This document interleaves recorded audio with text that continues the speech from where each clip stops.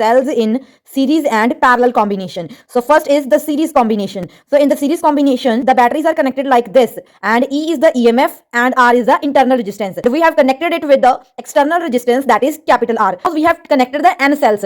Then हमारे पास जो equivalent EMF आएगी सारी EMF का sum. So that N times of E. Equivalent internal resistance for the N cells, so that will be N into R. Total resistance, the sum of this external resistance plus the internal resistance. So the total current, it will be EMF divided by the total resistance, NE upon R plus N into R. Small r is greater than capital R. We will neglect capital R. N will cancel out with N, and the current will be equal to EMF upon internal resistance. When external resistance is greater than internal, then we have the value of current is NE upon capital R. When external resistance is greater than internal, the value of current will be N times of this value. So that to increase the current, the external resistance should be greater than the internal resistance. So this is about cells in series combination. In the next video, we'll discuss about the parallel combination.